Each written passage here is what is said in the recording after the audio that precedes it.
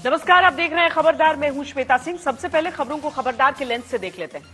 राजनीति की दुनिया के सारे रास्ते आजकल लखीमपुर की तरफ जा रहे हैं। विपक्ष के नेताओं ने लखीमपुर को अपना सियासी सेंसेक्स बना लिया है। लखीमपुर की घटना में किसका कितना राजनीतिक निवेश है और लखीमपुर की राजनीतिक धड़कनें क्या कह रही हैं, इसे सुनना और समझना जरूरी है। इसके साथ ही लखीमपुर केस में पुलिस जांच की मिसिंग रिपोर्ट को ढूंढेंगे। सवाल उठ रहे हैं कि आखिर इस मामले में गिरफ्तारी का मुहूर्त कब निकलेगा। जम्मू कश्मीर में अमन चैन का माहौल आतंकियों को अच्छा नहीं लग रहा, इसीलिए आतंकवादियों ने 1.5 घंटे के अंदर श्रीनगर में 3 अलग अलग जगहों पर 3 लोगों की हत्या कर दी। इनमें से एक 3 पीढ़ियों से दवाओं का कारोबार करने वाले केमिस्ट थे, जिन्होंने 90 के दशक में दहशत के माहौल के बीच भी कश्मीर नहीं छोड़ा था। कश्मीर में आतंकियों के इस नए एजेंडे को समझना होगा। इसके बाद आपको बताएंगे कि तालिबान नेता अनस हक्कानी ने किस तरह महमूद गजनवी की कब्र तक जाकर इस कुख्यात लुटेरे के प्रति अपने प्रेम का प्रदर्शन किया और सोमनाथ मंदिर के अपमान का महिमा मंडन किया। जिस आक्रमणकारी महमूद गजनवी ने शांत और आध्यात्मिक देश भारत पर 17 बार आक्रमण किया और सोमनाथ मंदिर में लूटपाट की, आज तालिबानी नेता उसी लुटेरे का गुणगान करके अपनी सोच और कुटिल भारत विरोधी नीति का प्रदर्शन कर रहे हैं। इस खबर की गहराई में जाएंगे और बताएंगे कि भारत ने सोमनाथ वाले अपमान का बदला भी ले लिया और कैसे लिया था। और शुरू में ही आपको एक्स्ट्रा खबरदार कर देते हैं। महंगाई की मांग लोगों पर लगातार पड़ रही है। आज देश के आम जनता ने फिर से सिलेंडर चिंतन और महंगाई मंथन किया है। बिना सब्सिडी वाले एलपीजी सिलेंडर के दाम 15 रुपए बढ़ा दिए गए हैं। दिल्ली में 14.2 किलोग्राम के एलपीजी सिलेंडर की कीमत 899 रुपए 50 पैसे हो गई है। इसके साथ ही पेट्रोल और डीजल के बढ़े हुए दामों की चोट भी लोगों को सहनी पड़ी है। पेट्रोल 30 पैसे प्रति लीटर महंगा हुआ है, डीजल 35 पैसे प्रति लीटर महंगा हुआ है। आम जनता के पास महंगाई से बचने की कोई स्पेस नहीं है। वहीं दूसरी तरफ स्पेस यानी अंतरिक्ष में दुनिया की पहली फिल्म की शूटिंग होने जा रही है।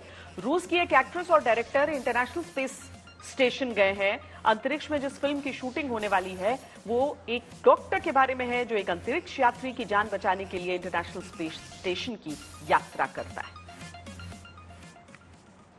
लेकिन खबरों की शुरुआत खबरदार में हम लखीमपुर खीरी से करेंगे, क्योंकि लखीमपुर जाकर पीड़ित परिवारों से मिलने को आतुर राहुल गांधी और प्रियंका वाड्रा का काफिला लखीमपुर की सीमा में प्रवेश कर चुका है। कुछ ही देर में वो पीड़ित परिवारों से मिलने वाले हैं।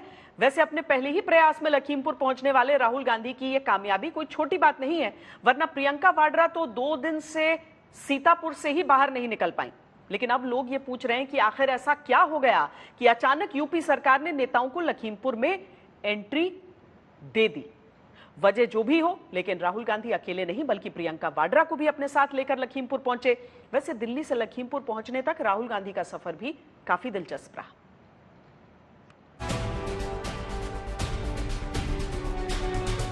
आज सुबह दिल्ली से निकलते वक्त भी राहुल को यकीन नहीं था कि वो लखीमपुर पहुंच जाएंगे।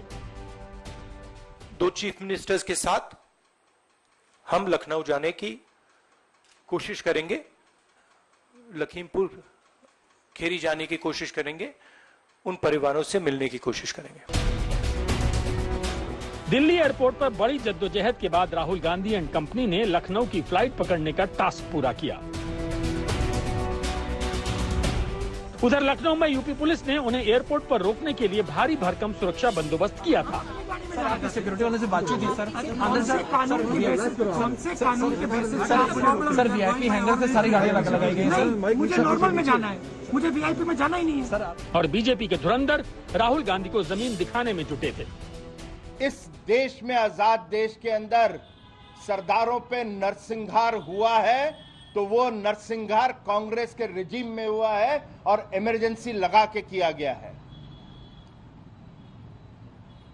ये भूल जाते हैं कि इमरजेंसी एक डिक्टेटरशिप थी और जब इंदिरा गांधी जी की हत्या होती है तो नरसंहार सरदारों पे किया गया था, सिख समुदाय के ऊपर किया गया था।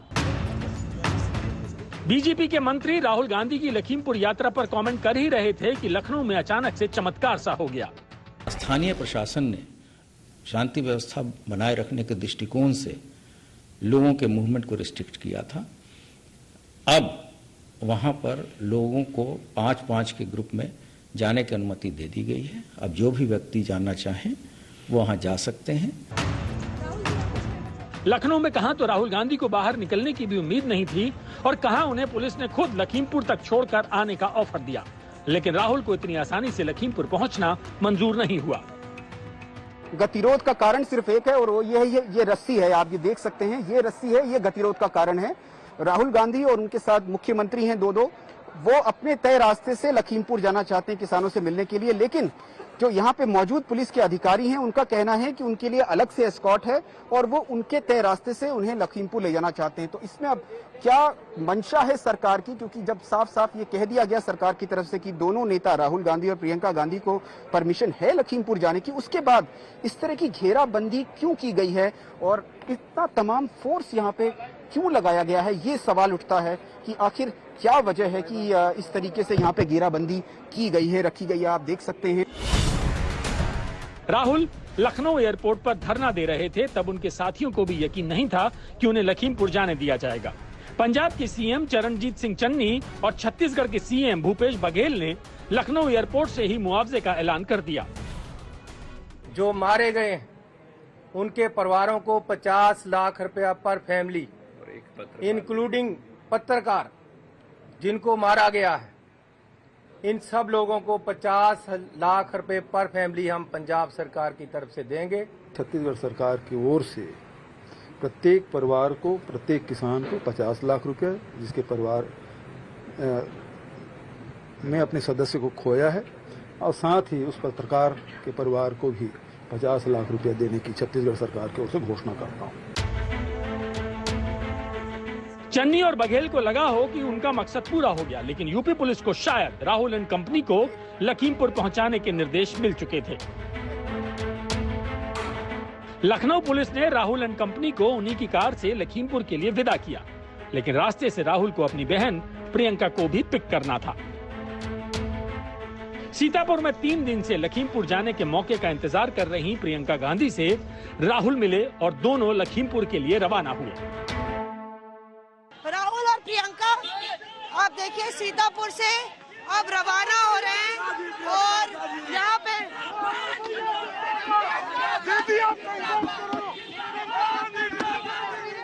आपने देखिए अब उनका काफिला लखीमपुर के लिए रवाना हो रहा है। दीपेंद्र हुड्डा भी गाड़ी में बैठे हुए नजर आए हैं और भूपेश बघेल और छत्तीसगढ़ की जो मुख्यमंत्री के साथ साथ पंजाब के भी सीएम इस काफिले में नजर आ रहे हैं और यहाँ से सीधे लखीमपुर खीरी की ओर जाएंगे। और फिर वो मौका भी आ गया जब राहुल और प्रियंका गांधी का लखीमपुर जाने का मिशन पूरा हुआ। वैसे इस सफलता के लिए राहुल और प्रियंका चाहें तो यूपी सरकार को भी शुक्रिया कह सकते हैं, क्योंकि लखीमपुर पहुंचने की उनकी इच्छा पूरी हुई है तो योगी सरकार की इच्छा से, वरना उनका लखीमपुर पहुंचना मुश्किल ही नहीं नामुमकिन लग रहा था। मौसमी सिंह, लखीमपुर, आज तक। वैसे जिस तत्परता के साथ यूपी पुलिस ने लखीमपुर पर राजनीति के खिलाफ एक्शन लिया, वैसा एक्शन अभी तक लखीमपुर घटना की जांच में मिसिंग है। हालांकि इस मामले में दोनों पक्षों की तरफ से एफआईआर दर्ज करवा दी गई है, लेकिन अभी तक कोई गिरफ्तारी नहीं हुई है। एफआईआर में जितने भी लोगों को आरोपी बनाया गया है उनमें से 2 को छोड़कर बाकी सब अज्ञात हैं और 2 जो लोग नामजद हैं वो है केंद्रीय गृह राज्य मंत्री अजय मिश्र टेनी और उनके बेटे आशीष मिश्रा, जिन पर धारा 302 यानी हत्या का मुकदमा दर्ज है। तो सवाल यह है कि यूपी पुलिस एफआईआर के बावजूद गिरफ्तारी में देरी क्यों कर रही है और आखिर पुलिस क्या कर रही है।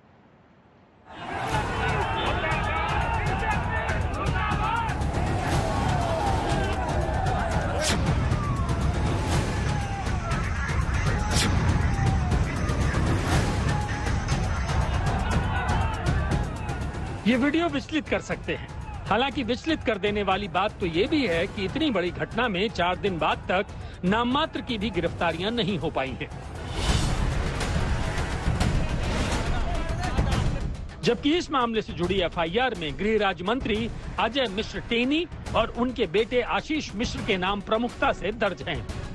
आज तक के पास मौजूद एफआईआर की कॉपी में साफ सुथरे अक्षरों में मंत्री जी के सुपुत्र आशीष मिश्र पर हत्या की धारा 302 के साथ साथ लापरवाही से हुई दुर्घटना में मौत की धारा 304A भी लगाई गई है।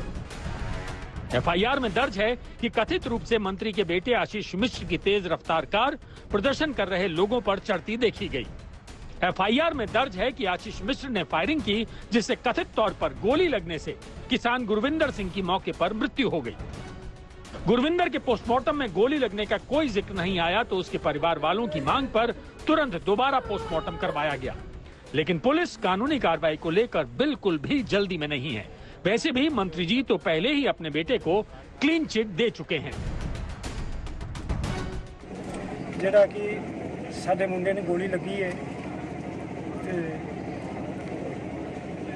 ਸਟੇਨੀ ਦੇ ਮੁੰਡੇ ਨੇ ਮੋਨੂ ਨੇ ਜਿਹੜਾ ਕਿ ਉਹਨੂੰ ਗੋਲੀ ਮਾਰੀ ਹੈ ਤੇ ਉਹਦਾ ਇਨਸਾਫ ਸਾਨੂੰ ਮਿਲਣਾ ਚਾਹੀਦਾ ਹੈ।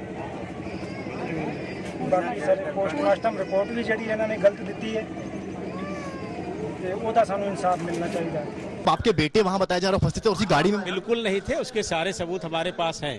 वो हमारे बेटे कार्यक्रम स्थल पे थे जो घटना स्थल से 3 से 4 किलोमीटर दूर है। एक भी वीडियो अगर आप दिखा दें तो मैं मंत्री पद से इस्तीफा दे दूंगा। आप एक भी वीडियो दिखा दें मेरे पुत्र की उपस्थिति का वहां तो मैं मंत्री पद। साक्ष्य मिल गया कि वीडियो वो है वहां? अगर अरे मिलेगा ही नहीं, जब है ही नहीं कैसे मिलेगा यार। तो अब तक के घटनाक्रम के आधार पर मोटा मोटी कुछ बातें लगभग स्पष्ट नजर आ रही हैं। पहली ये कि जब तक मंत्री जी के बेटे का घटना स्थल पर मौजूद कोई वीडियो बतौर सबूत सामने नहीं आता तब तक ना तो मंत्री जी इस्तीफा देंगे, न मंत्री जी से इस्तीफा मांगा जाएगा और न ही पुलिस इस केस में किसी को गिरफ्तार करेगी। हालांकि ऐसा भी नहीं है कि यूपी पुलिस हाथ पर हाथ धरकर बैठी है, वो एसआईटी को केस सौंपने की तैयारी में व्यस्त है। दोनों पक्षों की तरफ से अभियोग उचित धाराओं में दर्ज कराए गए।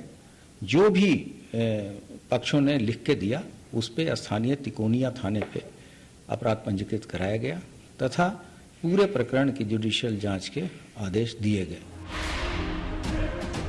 एफआईआर में नामजद आशीष मिश्र अपनी गिरफ्तारी ना होने को लेकर बेहद आश्वस्त नजर आ रहे हैं। वो अपने फोन में एक वीडियो लेकर घूम रहे हैं और सवाल पूछने वालों को बार बार वही वीडियो दिखा रहे हैं। नहीं, बिल्कुल नहीं, मैं स्पॉट पर नहीं था, बल्कि मैं आपको इसीलिए मैं एक वीडियो लेकर के बैठा हूं। मैं आपको दिखा दूं, मैं सुबह 9 बजे से लेकर के, बल्कि एक दिन पहले यानी 2 तारीख से लेकर के दंगल का आयोजन हमारे यहाँ होता है, उसी कार्यक्रम में मैं था।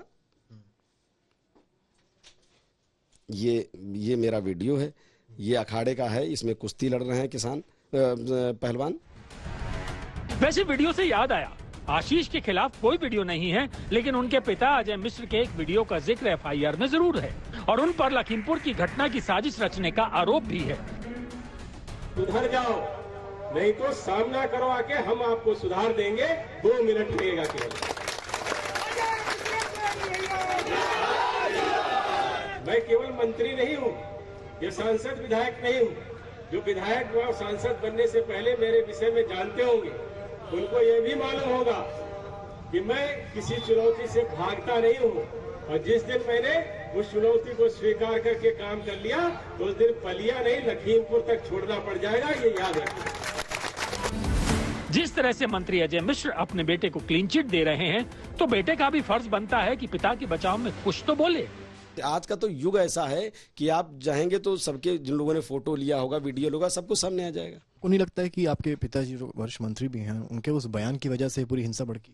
उन्होंने कोई ऐसा बयान नहीं दिया था। कुल मिला के हम आपसे इतना कहना चाहते हैं कि वहां पर जो कार्यक्रम हुआ था, वो सांसद जी को जो कार्यक्रम में जहां पर आपने बताया बयान, उसमें किसान गोष्ठी का ही आयोजन था।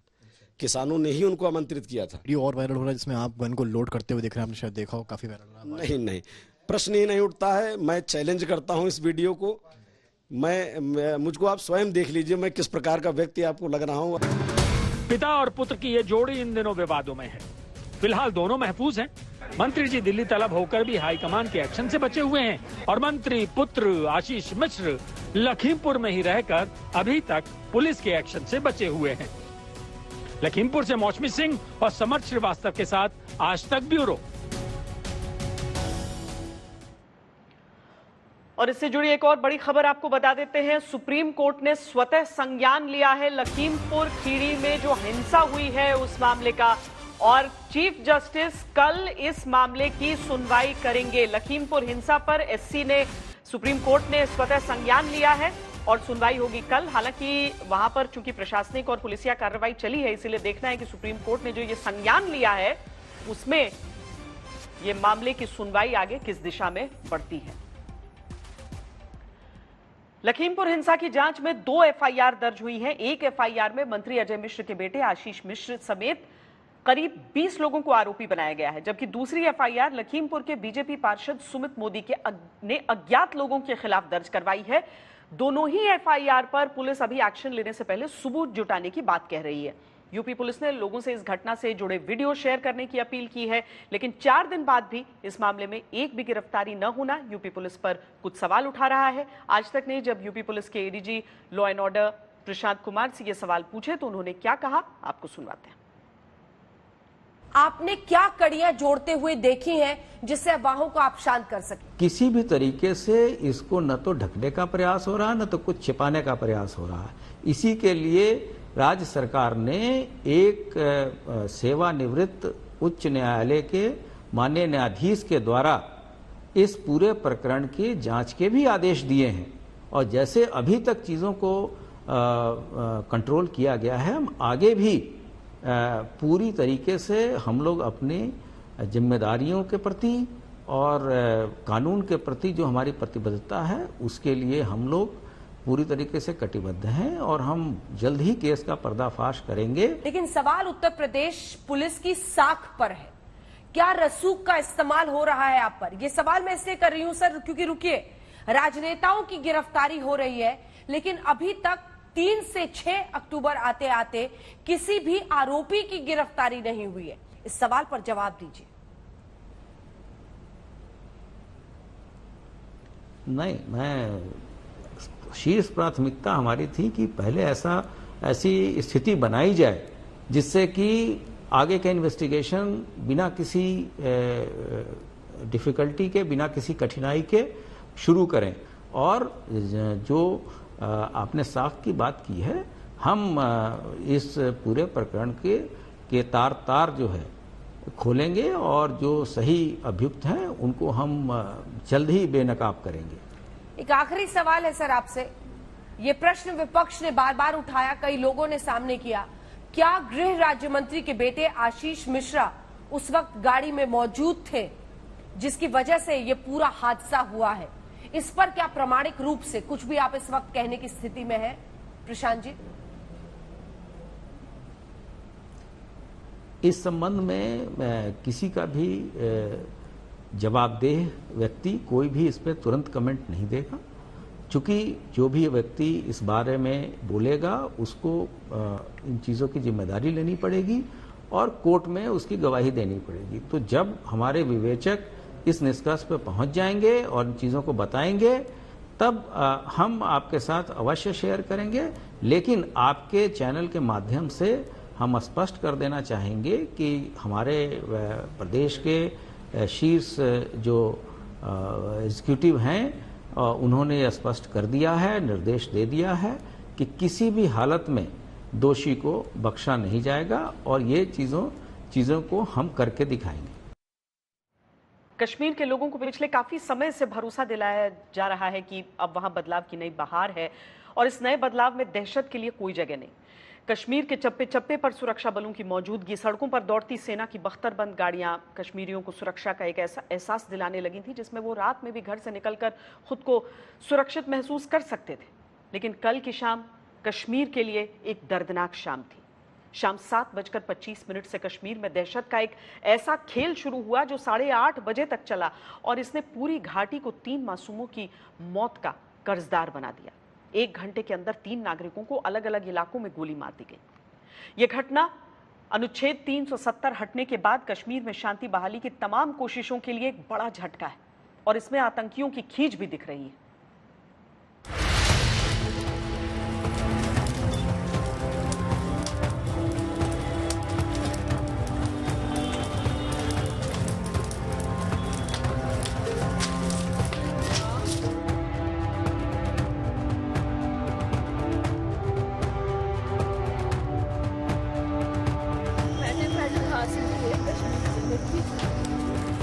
ये चिता 2 से ढाई घंटे में पूरी तरह जल गई होगी, लेकिन इसमें जो व्यक्ति पंच तत्व में विलीन हो गया उसकी मौत ने पूरी घाटी को अंदर से जला दिया है। कश्मीर घाटी में दहशत दहक रही है। ये उस माखनलाल बिंद्रू की चिता है जिसने कश्मीर घाटी को अपनी मां समझा। उसने उसका साथ तब भी नहीं छोड़ा था जब यहाँ शब्दों की नहीं गोलियों की भाषा बोली जाती थी। 90 के दशक में कश्मीरी पंडितों के लिए यहाँ एक पल के लिए रुकना मौत को दावत देने के बराबर हो गया था। उस दौर में भी माखनलाल बिंद्रू दवा की ये दुकान चला रहे थे। आज उनकी बेटी अपने पिता की हत्या से आक्रोशित है और आतंकियों को शर्मिंदा करने वाली सीधी चुनौती दे रही है। I being a Hindu, I have read Quran and Quran says कि ये जो चोला है, ये शरीर का जो चोला है, ये तो बदल जाएगा, लेकिन जो इंसान का स्पिरिट है, उसका जज्बा है, वो कहीं नहीं जाएगा। Makhanlal Bindru will be alive in the spirit. And Mr. who shot my father dead while he was working, if you have the guts and courage, come in front and have a debate, have a face-to-face debate with us. Then we'll see what you are. जब एक word भी बोलना नहीं आएगा ना, करके ऐसे बैठ जाओगे ना, तब समझ आएगा सिर्फ पत्थर ही मार सकते हो और पीछे से गोलियां ही चला सकते हो तुम लोग। क्या करोगे? एक शरीर उड़ा दिया ना तुमने। उस शरीर ने जिनको पैदा किया है ना, वो मैं हूँ। ये हूँ मैं, मेरे बाप की बेटी। आजा सामने, इतनी औकात है ना, चल भाई आ मेरे सामने और मेरे से बात कर। मैं मक्खनलाल बिंद्रू की कश्मीरी पंडित हिंदू। श्रीनगर में एक बात प्रसिद्ध थी कि जो दवा पूरे प्रदेश में नहीं मिलेगी, वो दवा बिंद्रू की दुकान पर जरूर मिलेगी। ये दुकान लोगों को इलाज की उम्मीद देती थी। श्रीनगर के सबसे वेस्ट इकबाल पार्क के पास यही वो दुकान है, बिंद्रू हेल्थ जोन, जहां पर कल कश्मीर के एक प्रसिद्ध जो मेडिकल प्रोफेशनलिस्ट हैं डॉक्टर बिंद्रू, उनकी हत्या हुई।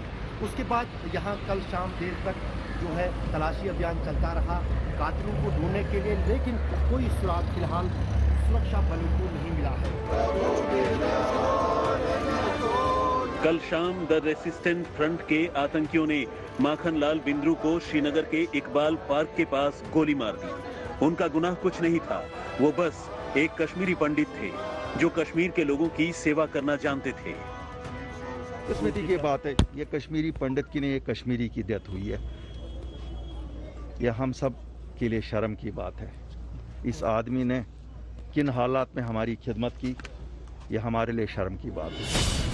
कश्मीर में हर गली नुक्कड़, हर चौराहे पर सुरक्षा बल के जवान मौजूद रहते हैं, लेकिन इसके बाद भी कल शाम माखनलाल बिंद्रू की हत्या के बाद 2 और लोगों की हत्या कर दी गई। इसमें बांदीपुरा में एक पंचायत सदस्य मोहम्मद शफी भी शामिल थे।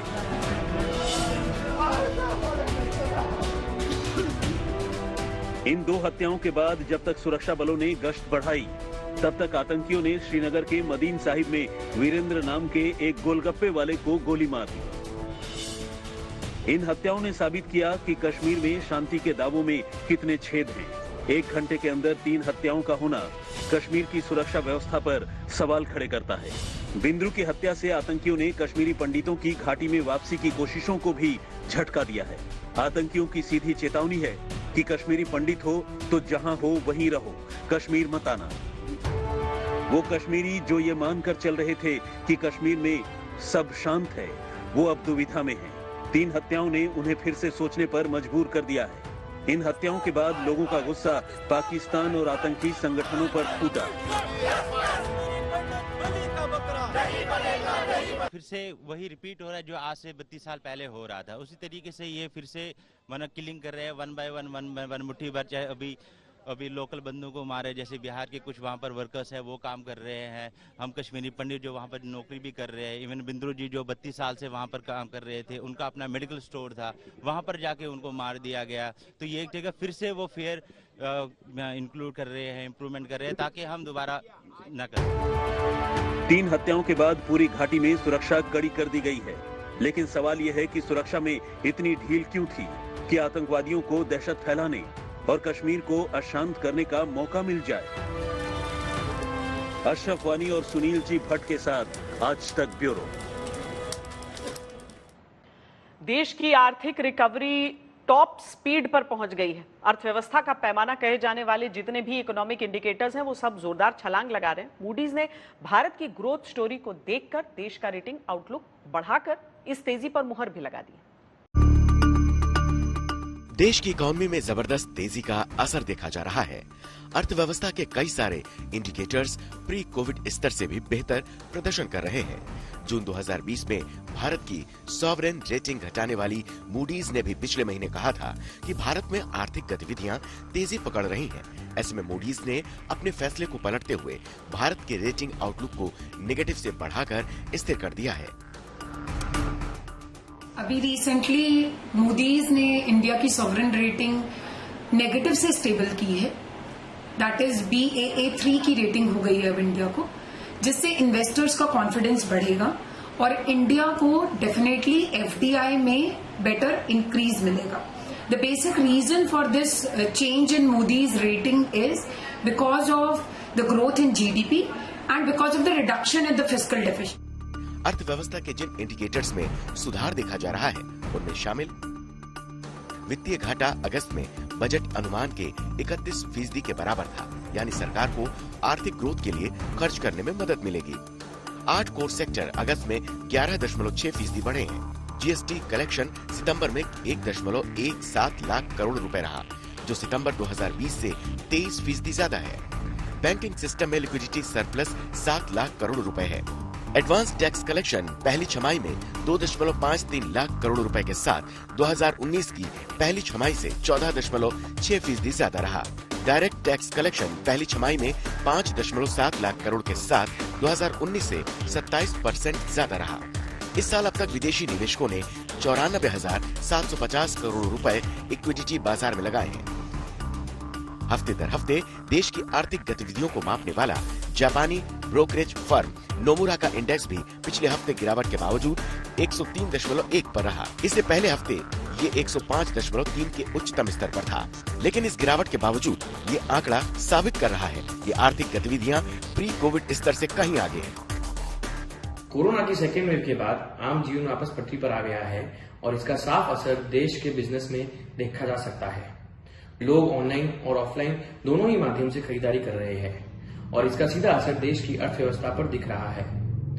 देश की अर्थव्यवस्था कोरोना के पहले के लेवल पर पहुंच चुकी है और अभी ग्रोथ की रफ्तार को देखें तो ये और भी तेजी से बढ़ेगी। जोरदार आर्थिक रिकवरी का असर नौकरियों में हुए इजाफे के तौर पर भी देखने को मिल रहा है। CMIE के मुताबिक सितंबर में 85 लाख रोजगार बढ़े हैं।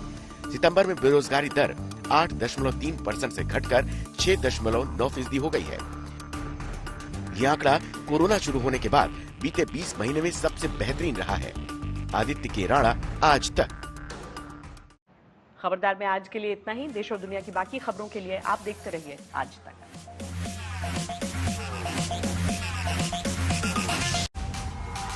आज तक HD, सबसे तेज, सबसे ज्यादा।